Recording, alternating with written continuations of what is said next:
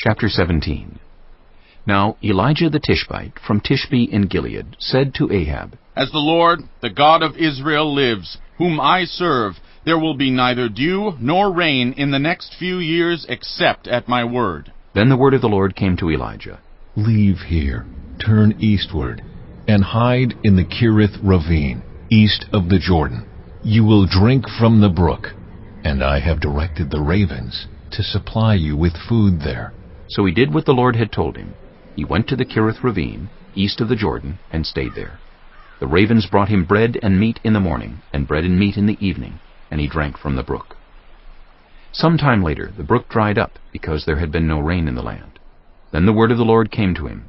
Go at once to Zarephath, in the region of Sidon, and stay there. I have directed a widow there to supply you with food. So he went to Zarephath. When he came to the town gate, a widow was there gathering sticks. He called to her and asked, Would you bring me a little water in a jar so I may have a drink? As she was going to get it, he called, And bring me, please, a piece of bread. As surely as the Lord your God lives, she replied. I don't have any bread, only a handful of flour in a jar and a little olive oil in a jug.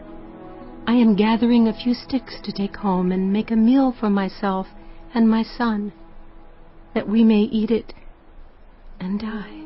Elijah said to her, Don't be afraid. Go home and do as you have said. But first make a small loaf of bread for me from what you have, and bring it to me, and then make something for yourself and your son. For this is what the Lord, the God of Israel, says. The jar of flour will not be used up, and the jug of oil will not run dry until the day the Lord sends rain on the land.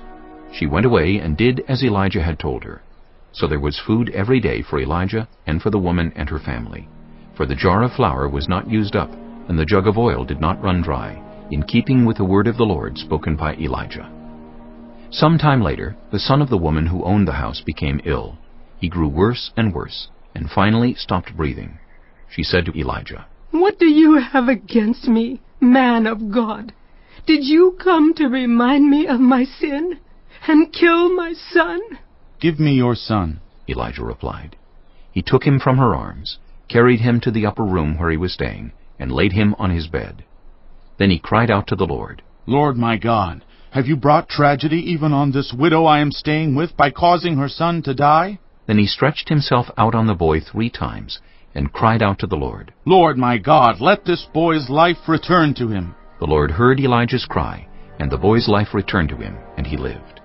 Elijah picked up the child and carried him down from the room into the house. He gave him to his mother and said, Look, your son is alive. Then the woman said to Elijah, Now I know that you are a man of God, and that the word of the Lord from your mouth is the truth.